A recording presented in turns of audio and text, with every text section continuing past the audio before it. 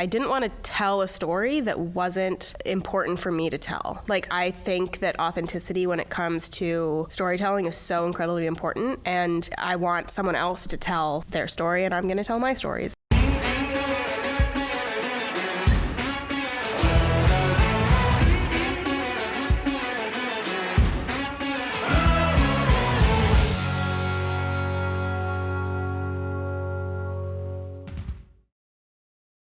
What's up, guys? Welcome to the About Story podcast. I am super excited today to have the wonderful, the talented, the amazing Deb Lee Smith.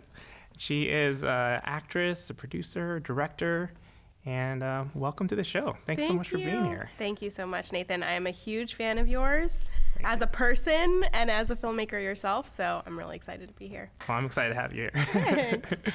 Well, let's jump right in. Let's talk a little bit about kind of like what got you interested in storytelling, and what was that journey like for you? Yeah, I mean, I actually went to a really incredible elementary school that I think really got me interested in storytelling. I remember doing presentations where I had to dress up as characters in order, and then put on presentations. So I remember specifically dressing up like the Statue of Liberty, and then having to talk about the woman who wrote the poem that's on the Statue of Liberty, and talk about Ellis Island and World War II and all of that kind of stuff. And it was definitely the beginning in me understanding how much I love interacting with the audience and interacting with people that were watching, and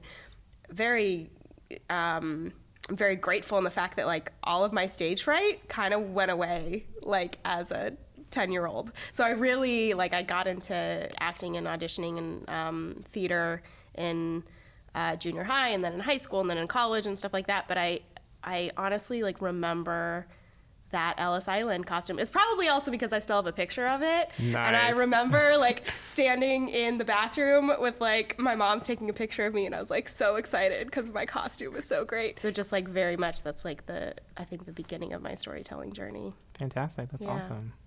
So did you go to school for it? What was kind of the next step for you?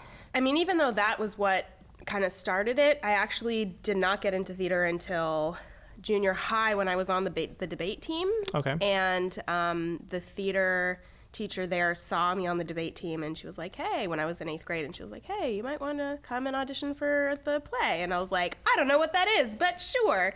And I did that and was was just love at first sight? It was love at first sight, honestly, mostly because of the costumes. I'm was huge into period pieces, and I love English literature and just living in the 1900s, and this play was set in the turn of the century, and I was I get to wear this incredible velvet dress around for a week. Heck yes, I'm gonna do this. And yeah, so then I did junior high, and then theater in high school, and then I went to Berkeley for English lit and theater.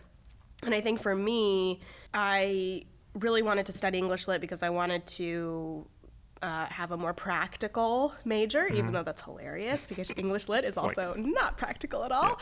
Yeah. But I really enjoyed just taking some text and then deconstructing it and figuring out what the perspective is, what the context is as far as when it was written, and what was going on in the world based, even if it's not historical fiction, there's just so much about what is going on in the writer's life that bleeds into the story. And I think that was so much something that I just really, really enjoyed learning about at Berkeley, and that certainly has permeated into my life as a storyteller since then. It just really showed me in a very specific way how much of a craft it is. Even though I did do theater classes there, but it was really more about storytelling in general instead of just be a squirrel, be a tree, yeah, be a peach.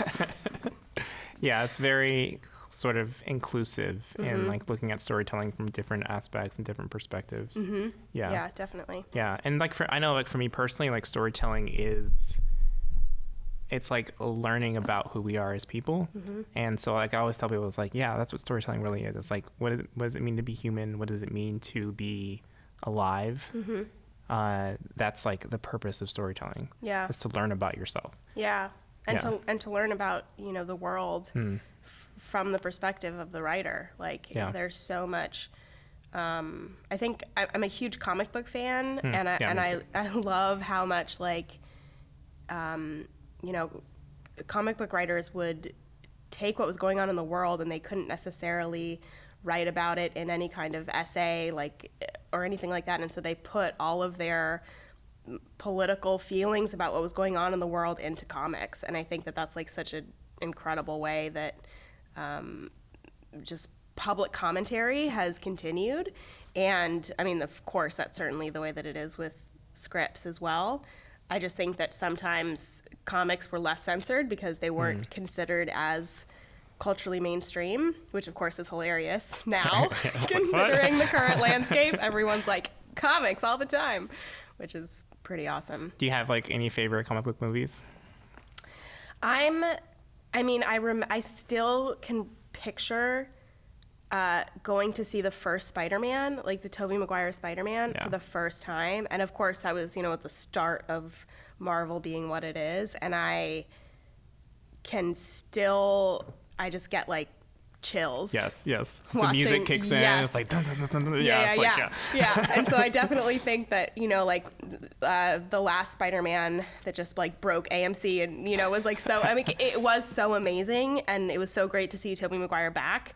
And I love all of the iterations of Spider-Man, but I still just remember like how incredible that first experience was. I remember that too. And then just even just the scenes of him like webbing through the city, like, and just feeling like I'm in there with him flying through the city. Like that feeling has never left me. Yeah. And he's still actually one of my favorite superheroes too. Spider-Man is like, I think one of the things that makes him such an interesting character too, is he's always like kind of put in a situation where he has to sacrifice something. And I think especially, like, I think Spider-Man 2, they really did a really good job of kind of showcasing that. And it's like him choosing to be Spider-Man. Yeah. And the whole thing was about him embracing who he was. Like, he is Spider-Man. Right. But he didn't want to do it because it was hard. It was difficult. He had to sacrifice in order to, like, it's cool to be Spider-Man. But then, like, at the end of the day, people are trying to kill him all the time. Right. He's like, his best friends are getting hurt because he's Spider-Man, because his enemies are trying to attack him and they can't hit him, so they're hitting his best friends and his family and the people he loves the most. But then it's like, okay, what if I push all that aside? And what if I just like not be Spider-Man? Yeah. And then life is easy, life is fine. But then it's not. Yeah. Because he's not living the life that he should be living. Right. So for me, like, that's like one of the cool things about the Spider-Man franchise that I mean, I think any story in general that is an origin story and that like has such a strong arc is just so, I'm not going to say better, but I'm kind of going to say better because you know, it's better. It just is, because it's just like, because it also, I think it's so impactful as an audience member to be able to like watch that journey happen. And when a character is already like gone through that transformation and then now is just like beating up bad guys, even if it's like, oh, their heart's broken or whatever, I'm like, okay, it just sticks with you longer when you have those huge arcs and you can connect with the characters on a deeper level. Yeah, I would definitely agree with that. I think being relatable, so like that's the thing that makes a character stand out and makes them really I think really strong. I think you can have like iconic characters sometimes, but they're not relatable. It's not like they're, you know, maybe like a Darth Vader or something, where it's like, it's a very iconic character. It's a great character, but he's not like relatable in the same sense of like Spider-Man, where it's like, I feel what he's going through. Yeah. Which, you know, there's something really special about that. And I think when you can incorporate, I was talking to Davey earlier, and we talked about like how the difference between like blockbuster films and then like more art house films, and how oftentimes the blockbusters are kind of overlooked. But I think if you have a strong character, that supersedes blockbuster, art house, like whatever it is. Totally. Like we relate to the character. It doesn't matter like what the package is around it. Yeah, I think, you know, one of my favorite projects I've ever done as an actor and a producer, it was this Star Wars fan film that I did, and in that one I played a female Sith, and like her journey in that film is the journey where like, and I didn't know this before I played this character, I had to be like schooled on like Star Wars lore, which now I love, but at the time I did not know. But you know, Siths, in order to like make that turn into becoming a Sith, they have to kill someone who is close to them, or like have an emotional attachment to someone, and like doing that final deed is what makes them the like evil Sith lords that we know they are. And we're seeing this character who's deciding to make that choice, and that's what we're seeing on screen, is like her deciding whether or not she's going to make this final choice that's going to lead her completely into darkness. And that was one of my favorites because it had such a huge reach because it was Star Wars, and so many people were able to like relate to the character. Yeah. And I've played similar characters in non-Star Wars films, and people they either don't see it, or they just haven't, they just didn't relate to it as much, or, you know, whatever. And I just think that like, it really is like so incredible that, like I'm such a fan of anything that is universal.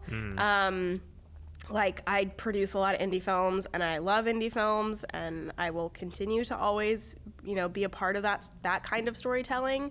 But being able to tell a story that might be a little bit controversial, but is still universal so that everyone wants to watch it, for me, that's the best. Like, I just think that's just the cat's pajamas.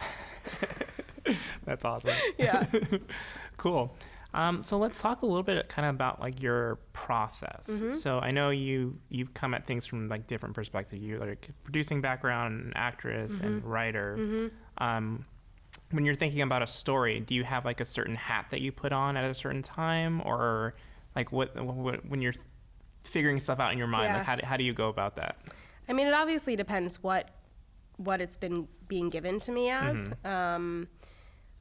You know, I'm new as a writer. I've only in the past couple years, especially during the pandemic, really started to write.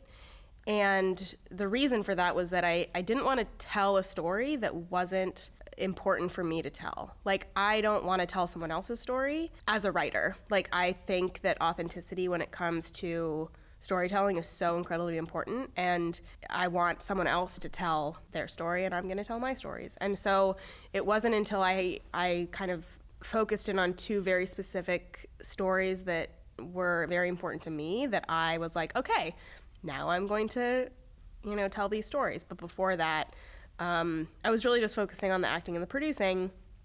And with those, I mean, I'm very lucky in that both of those things usually coexist, and I love being able to do both. It feeds me so much to be able to have a perspective and a point of view when it comes to both parts of the storytelling process, because I think that it's wonderful to be able to take a character and collaborate with the writer and director and bring it to life. But I also think that there's so much else that makes up a story, like the set design, like what, you know, even like the color temperature in the room, and like what, who the other actors are, like all of that kind of stuff is so imperative in storytelling. And to be a producer and be able to have and like say in that as well, it's the best. Like, I am so grateful that I've had the opportunity to do both. And I think that like now that I've had both, it's really hard to now just do one or the other. I mean, of course I love when I have opportunities to like just act. I'm like, absolutely, of course I will. But I still want to play in that other sandbox as well, because I think that they just feed each other, and like, for me, make the projects just 100 times better. Yeah. I know, like, what's one of the things I really love about filmmaking is it's so collaborative. I think sometimes with writing, you can get stuck like, oh, writing by yourself, and it's like lonely and it's hard, and it's like nobody understands me, and like, and it's just like, it can be like very like all in your head. But I think the moment you have like someone else read your script, you know, the moment you have someone else saying, oh, what if I do this? The moment you have like a director coming in and saying, okay, I see something here, and they can flesh something out, and it becomes like this collaborative process. I think that makes the storytelling much richer.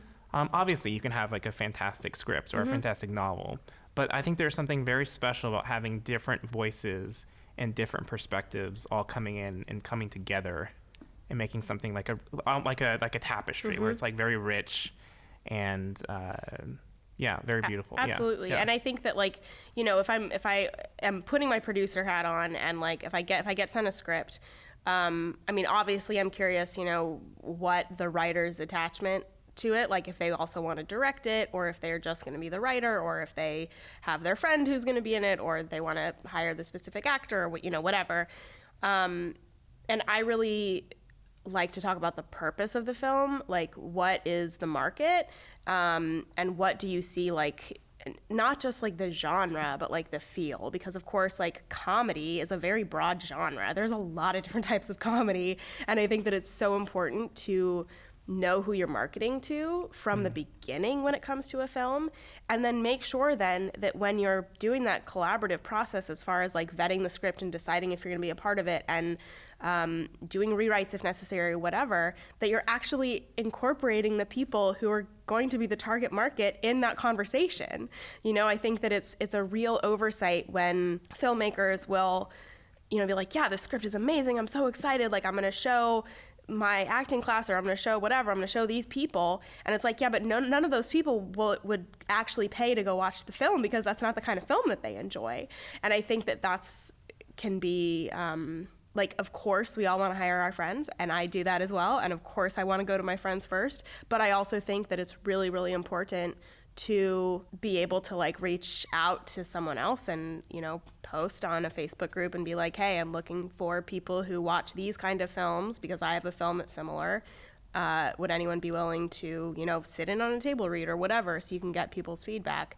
I also think it's so important to have a gut feeling, like know what's important to you in the script before you ask for that collaborative feedback from someone. So kind of like, can you expound on that a little bit? Yeah, because I think that it's so, you know, something that I think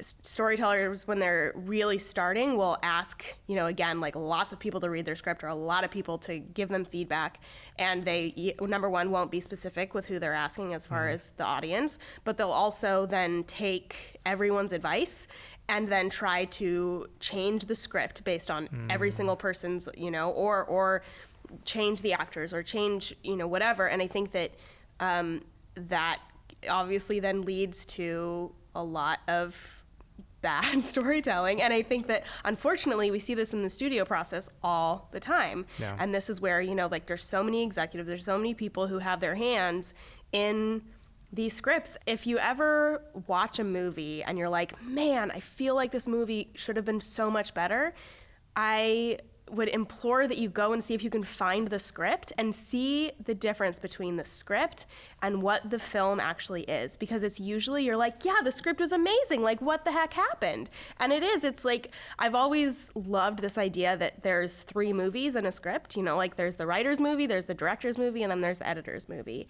And you need all 3 to be, to have the same vision for a film, or at least to have, at least be playing in the same sandbox. Like if you've got like one people on a jungle gym and other people on asphalt, and like these guys over here in a rock pit, like this is not going to be the same film. And I think that it's just, I mean, that's of course like with, you know, being specific about who you're collaborating with.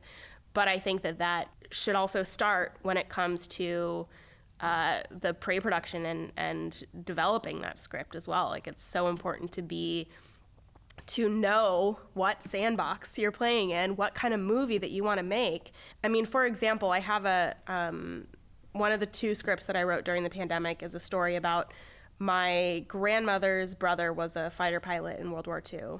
And he was shot down on his final mission over Italy, and his body wasn't recovered for 60 years. Wow. And 60 years later, my grandma gets a letter from this Italian historian that says, I think I know where your brother's body is buried. And so I wrote this script that's basically kind of like Saving Private Ryan on the home front. So it's my grandma receiving the letter in the beginning of the film and then flashing back to memories of her and her brother. Because, I mean, my grandma's still alive. Most of the script is completely based on her memory and what actually happened. But I have a question about that. So what was it like kind of interviewing your grandmother for this script? I mean, it was difficult because she still had a lot of resistance to not wanting to tell the story.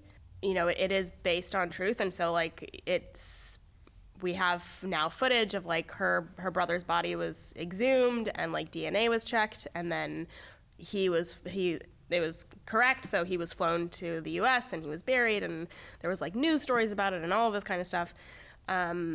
It was difficult because it wasn't necessarily the story that she wanted to tell. Like she wanted to tell the story of now the Italian historian finding this information, contacting her, whatever, and that isn't a dramatic story. Like, that's a documentary. And we actually, you know, whenever this movie gets made, I do want to also do a documentary about it and collaborate with, there's the organization, the government organization that does this, where they find bodies and connect them, like missing in action, and they connect them with their family members. There's over 50,000 missing in action soldiers still. Wow. From before the Cold War. So like from World War II and like Vietnam and all of those kinds of things, Korean War. And so I think that there's it's so enlightening for people to be able to see that their family member could actually come home to them, which I think is really incredibly special. So it was, you know, I just did a lot of asking her questions to be able to get details right, and then did a lot of research about what was going on in World War II. And, you know, the story is really about the, like, anti-Semitism in the U.S. and what was going on the home front when there's this war raging in Europe, but there's still a lot of conflict going on in the U.S. at the time, and that's not a story that's really been told or explored, is this idea of all of this, you know, racial tension and anti-Semitic, you know, tendencies, like right here. And I think that, unfortunately, America really likes to paint themselves as this like shiny country that like, you know, is so inclusive to everyone, and we don't hate people. And obviously we know that that is unfortunately not true. But I think that it is important to, you know, like, of course we have times in history where we know that that's true. Like obviously with, you know, just like imperialism in general, and then like the slave trade, and, you know, we've got big periods of history in that. But like there was a Nazi rally in Times Square in 1939, like, which is crazy. And there's footage of that. And this is when World War II is, you know, just getting started. Yeah. And that was happening here. And so I think that it's just so important to like tell those stories as well, even if they're a little uncomfortable, because the more that we kind of peel back ignorance and like talk about these more like, these heavier topics, but still, like as we were just saying before, like kind of putting them in a framework so that people will want to watch them. Like that's how you package it. Right, how you package it. And I think, you know, it's so, getting back to what I was going to say before, like when I gave this script to some of my friends, and who are like development executives, and they read scripts all day long, and they're incredible writers themselves and whatever. And I had some people, like one friend in particular, who I think she's incredible. But when she read it, she was like, oh, but I think that this is like, your grandma should be like a warrior herself. Like this is what she, you know, whatever. And I was like, I hear you, but that's not what this movie is. Like, that is a completely different movie. And, like, that's not the movie that I'm telling. And so I think that it's so important when you are asking for that advice from someone to be like, hey, I see your note, but I'm not going to follow it because that's not this story. Yeah, I think that kind of goes back to having like a vision for your project. Right, so exactly. If you're the writer or director, it's like you have the vision for it. Right. And so you want to like take the ideas that fit into your vision and that make your vision better. Right. But if these ideas are going to turn your vision somewhere else and it's going to lead you somewhere, it might even be a good place. Like you said, like that could be a good movie.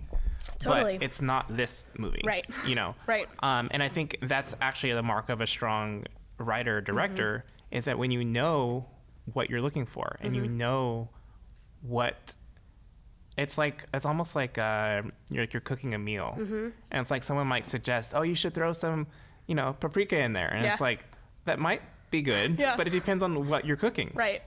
Totally. If you're making a cake. That's not going to work. Right. Yeah. So I think, but again, that goes back to you just having the vision. So you know what you're making and you take the advice of the people around you and process it, think about it, and then see if it's applicable to what you're doing. Yeah, exactly.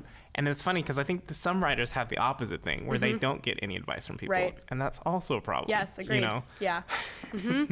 Completely. I think that because I'm an actor and because I'm a producer, like I am all about the collaboration, and that is like number one is understanding like I am not alone in this, and there is a lot of people who make me look good, who make stories look good, and so, but yes, I do definitely have those friends, or have collaborated with those writers that like are like, no, this is I'm not taking any advice. And again, hey, if that's your vision, then that is that's also okay. But it's just important to like know where you're falling on those things. When you first get a script, so like let's say if you're producing a project, what are like some of like the first things you look at or think about when you're looking at a script? I try to read it through quickly first and see if it makes sense. Which, even though that seems like obvious, that's not always the case. And because I also think personally that I want to kind of know what happens and know who the players are, and then I can go back in and try and find the holes or, really pay attention to the detail and then paint the picture in my head as far as like, oh, this is this kind of set or whatever. Almost like getting a big picture overview first before you dive into like the nitty-gritty. Yeah, that's important for me. And I mean, even if I'm giving notes to someone or if I'm doing development on something, that's 100% what I do first is like get a big picture and then kind of chop it into pieces. Yeah, make it more manageable. Yeah, exactly.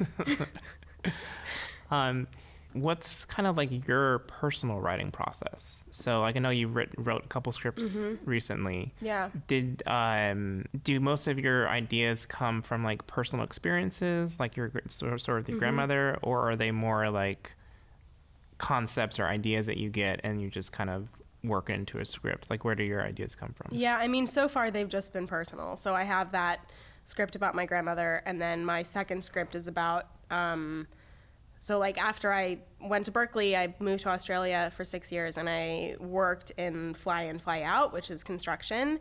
And so with that, it's like a very different culture.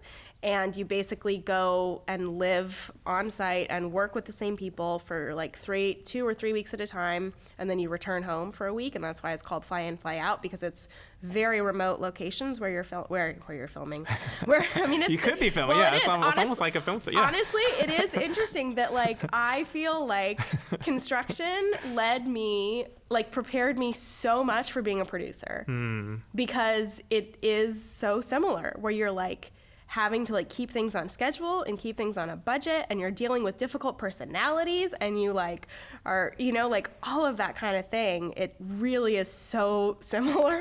And so, again, like if you're filming or if you're working in this fly in, fly out culture, you're also doing this thing where you're like away from your family and you're living with this group of people. So you have to deal with living with this group of people and seeing them every day, and it's exhausting. And so that the second movie that I wrote by myself is about a woman who is leaving her family behind and going and chasing this job because she really wants to do this job in order to fulfill her. And she does this fly out culture and is completely fish out of water, and realizes in the end that like the connections and the relationships that she has on site are actually more authentic and more what she wants than her family back home. And so it ends up causing a lot of conflict with people back home. And, you know, the reason that I really wanted to tell this, and I'm like, this is something where like I'm 100% going to play the lead in this, and I definitely want to produce it and, you know, probably produce it in Australia, is it's such a culture that people don't know about very much, but I still think that there's so many things that are so relatable to what those people go through. And I just really like, with all of my storytelling, talking about just like human experience in ways that people aren't necessarily, that's just not commonplace. Mm-hmm. And that's where it's like, you know, this woman who's, I mean, it's interesting because like even when I was writing that, I was visualizing different movies like as I was writing. And there was like a couple points where I was thinking of like Shopaholics, like the Isla Fisher movie, or Isla Fisher, where she's like there's like one image that I have in my head where she's like running down cobblestone. She's got like high pink shoes on, and that really stuck in my head because when I was working in construction, I had bright pink construction boots. And it's something that is 100% going to be in the film. And it's interesting because I think that this film is kind of going to be a little bit like a biography. Yeah, but also like have a bit of a rom-com, even though it's not a romance. Okay. Like but I still think it's going to have that feel a little bit because she does fall in love with the culture and the people in this fly in, fly out culture.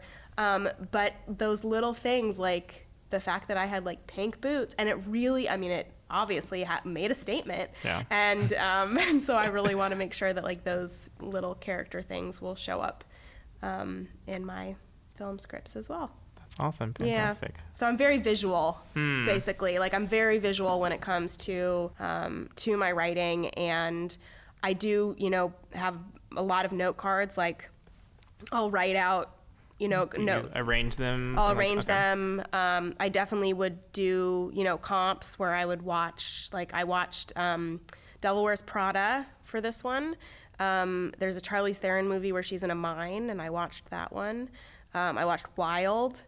There was like 4 movies that I watched and then did beat sheets on them while I watched them, and then also would look at their scripts and kind of, again, look at like what the script was as far as the beats versus what showed up in the actual film, and then, you know, did an outline of my own film, kind of put it on note cards, as well as like characters on note cards, and I kind of have them color coordinated as far as, you know, if this is a story point, if this is a character, if this is just something random that I want to fit in at some point, you know.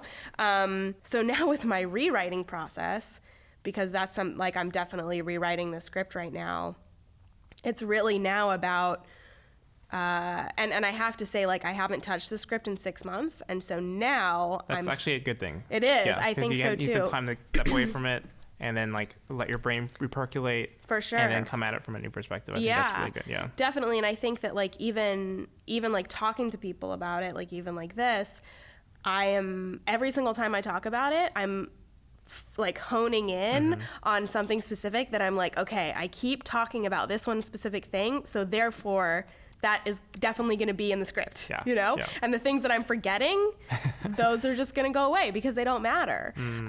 Or like clearly they don't, you know? Like I listened to something about Taika Waititi, and he was talking about, you know, like when he writes a script, he'll write a script and do a couple drafts of it or whatever, but then he'll put it in a drawer for like at least a year.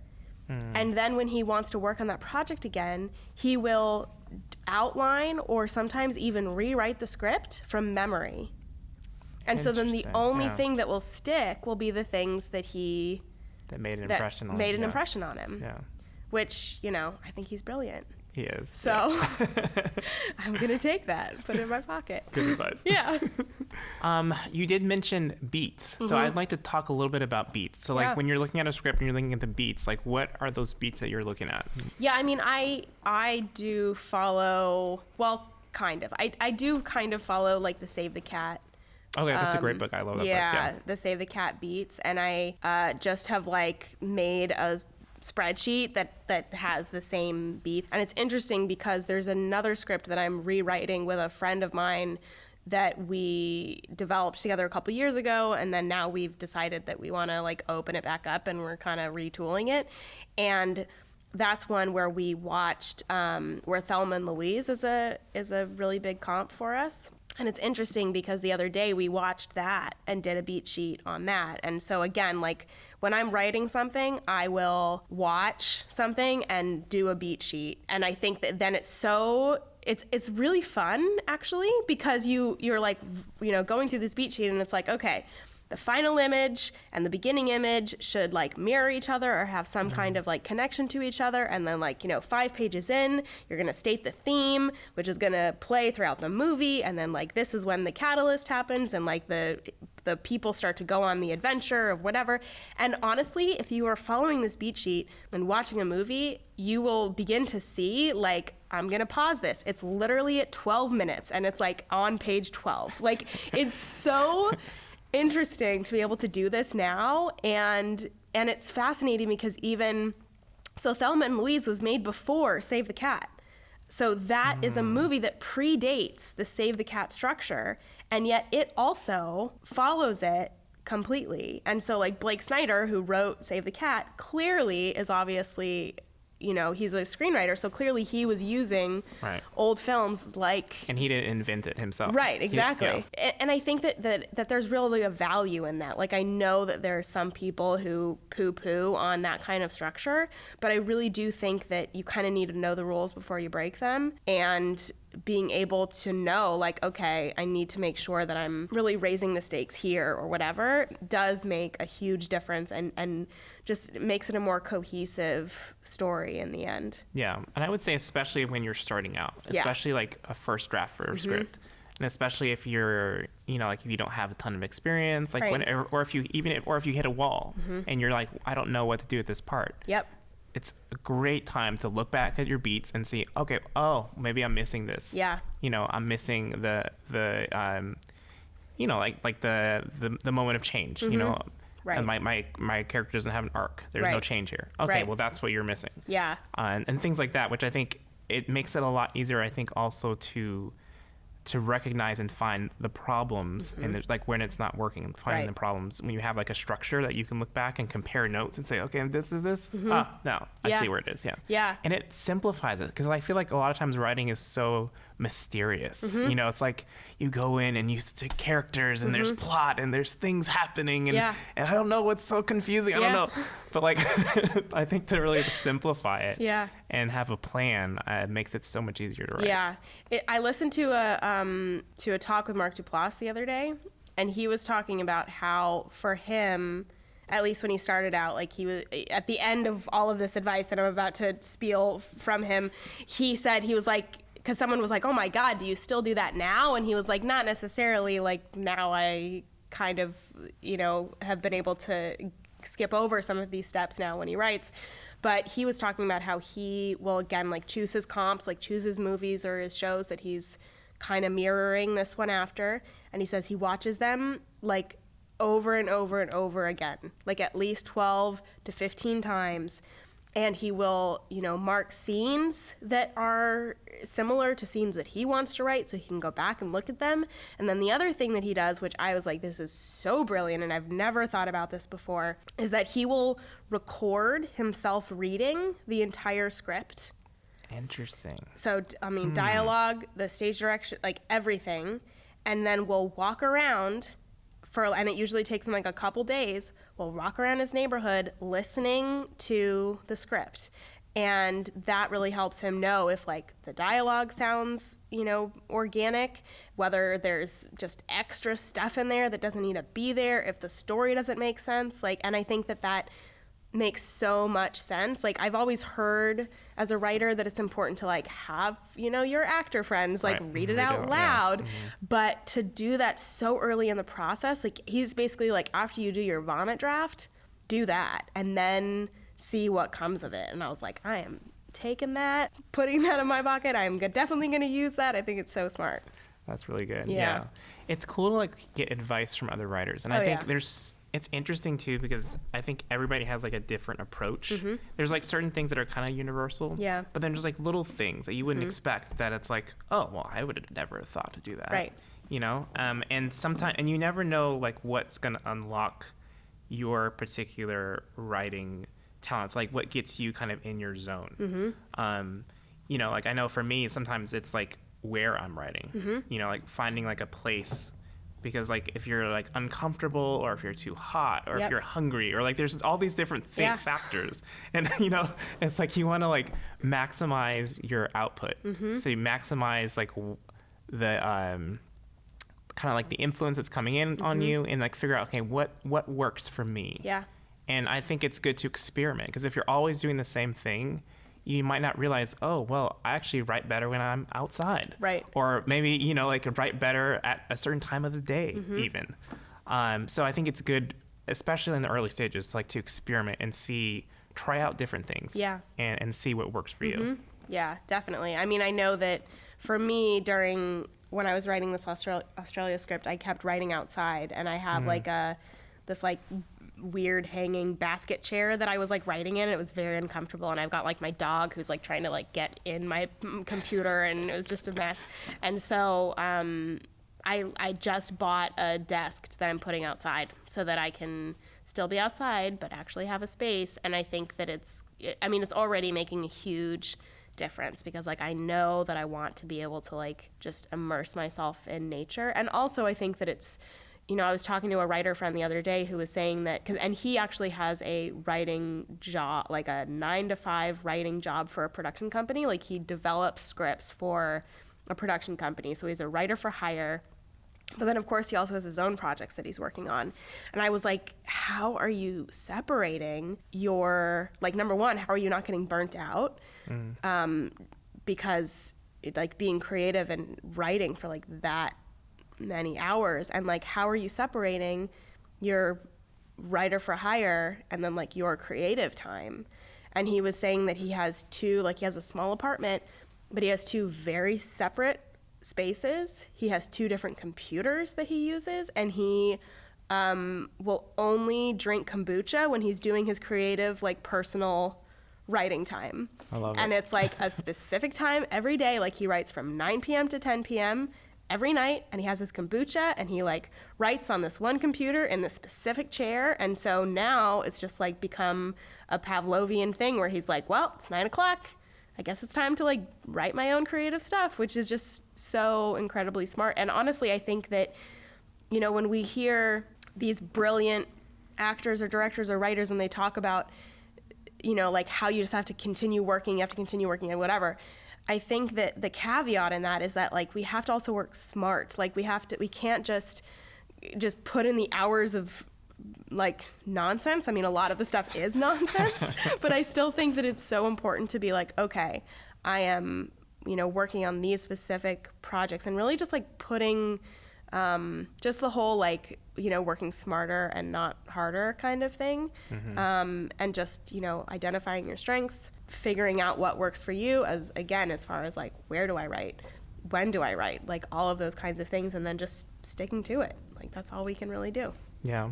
I think the consistency, is really key. Yeah. Because I've heard, you know, it's like the thing, it's like you have to do certain things to make a pattern, to make it a habit. Right. You know, if you call yourself a writer, you have to write. Yeah. You know, like it's funny, like some people say like, oh yeah, I'm a writer, but they're not actually writing. They're not actually doing anything. It matters what you're doing, but you have to do it. You know, if you're not doing it, you might as well forget it. Like you're never going to get better. You're never going to improve. Right. You just have to like grind it out. And I think finding your niche, finding out what works for you is imperative for that. 100%. Yeah. So like once you have like a locked script, where do you go from there? like you're hiring like your director, you're finding your actors, you're finding your crew. Yeah. I mean, I think that, like, of course it's so different when it comes to what kind of film it is and what the budget is and all of that kind of stuff. I think that, like, let's just pretend that we already have the money on board, because that's always the case, that's right? always, we always have plenty of money. It's just 100%. sitting there. There's trees. If you water them well enough, you just pick that money. And so, of course, it's again about like finding your team. But I think that, again, what I said about the importance of like knowing your market when you are working on developing the script, it's so important to then carry that through when it comes to the casting and when it comes to the visualization of the storytelling and all of that kind of stuff. Like, I have a really brilliant filmmaker friend who specifically makes faith-based films, and so when she is casting, she makes teen girl movies. And so when she is casting, she isn't just looking for a Disney Channel star. She's looking for a Disney Channel star who has a huge Christian following. And there's tons of them out there. And so, like, that's just like the tiniest difference, but it makes the biggest difference in the world because all of her movies have been very profitable. And because of that, she's continuing to be given more and more money. Like, she certainly has some money trees that are just like growing out, and it's wonderful. But I think that, like, just little smart things like that are really key. And also, again, like, it's a teen girl movie, but she's gonna make sure that her movie looks like Mean Girls. Like, it has to still have that specific aesthetic. And I think that, going back to the writing process, if you, as a writer, know that you've got that comp of like Mean Girls, that I'm kind of making it like Mean Girls, like, make sure that shows up in the stage directions, like that shows up in the description of the characters, that shows up in, when you're describing the setting of the different locations or whatever, because it also means that, like, the right director is going to attach themselves to the script, because the right director is going to be like, yes, I freaking love Mean Girls. Like, absolutely, I want to make this movie. We sometimes think of filmmaking as, like, again, like specific genres, but there's so much more nuance, and it's so key about, again, like, are we going to be more authentic, or are we going to be like a little inauthentic and just kind of do some like sci-fi twist? It's kind of like looking at the show Boys. Like, The Boys is like such a specific superhero show, and no one would, it's kind of like superhero mixed with like Kill Bill or something, because there's like a lot of like, it can be kind of a gross show to watch. And I think that someone who wants to make Captain Marvel would not necessarily be the right director for that show. And so I think that it's so important for that to like show up in the script process, and then that way, and then that way, like, the actors who attach themselves will know what they're playing from the beginning, especially because in independent film, oftentimes actors will not audition. If you're looking for big name actors, right. Like the last film that I had that came out here a while, like, that film has Anna Camp, Jill Trulio, and Stephen Strait in it, and they really loved the script and very much, wanted to be a part of the project, and that's why we got them, and they were incredible. But none of them auditioned, because that wasn't something that we were advised that we could ask of them. And so if the script did not, like, demonstrate what that movie was going to be, we could have attached actors that then didn't like the tone of the film. And so, again, it's just so important for that to, like, show up from the beginning in the storytelling. And that just shows how important writers are. They really do drive the ship from the beginning. And, of course, it's a collaboration. And, of course, the directors and whatever. But, we're going to give huge pats on the back to writers right now, because I really think, and I also think that writers, they do get credit, but I don't think that they're given enough credit in a lot of ways. Yeah. I think also sometimes it's like everything is built on the script. Mm-hmm. So, you know, I think you can have other things that go wrong. You can have an actor that's just like, okay. Right. They're okay. Right. You can have like some directing that's okay. Right. You know, the production design, the camera work, it's okay. Yeah. But the script is fantastic. It's flawless. Right. It carries the story. And like at the end of the day, that's what we're relating to is the story. Yep. So if the characters are believable, then everything else is kind of like gravy. You know, obviously you want it to package it well and to have it to look good. Right. And to be aesthetically pleasing and all this, but at the end of the day, fix it in post. Fix it in post, exactly. Exactly. Yeah. Well, I was gonna say, like, you know, like we're drawing, you know, stick figures on caves. Like that's a story. You know, it's like it didn't need to have like great special effects. It doesn't need to have like all the poshness. It just really just needs to have a good story. Yeah. And if we relate to it, if it's personal, that makes it impactful. That makes it meaningful to us. Yep. And I think as storytellers, I think that's really is our job. Yeah. Is to show truth and to show how we feel about things. Well, I think we covered quite a bit here. Yeah. I feel very good. I think it was a very good outing here. Pumped. Yes, exactly. Ready to go make a movie? Yes. Great. Awesome. Let's go do it right now. I'm ready. I'm down. Well, Deb, thank you so much for coming on the show. I really appreciate it. It's been such a pleasure to have you. Thank you so much. Yeah, you have such a great personality, and you're just a joy to work with. Thank you. Yeah, just like ditto. Yeah. Oh, thank you. I appreciate that. Yeah. We'll definitely have to work on something again. I know. I can't wait till I can hire you again. Yes, definitely. Thank you guys for watching this episode. Please check us out on social media. We're on Facebook, YouTube, and Instagram, and we will see you in the next one. Take care.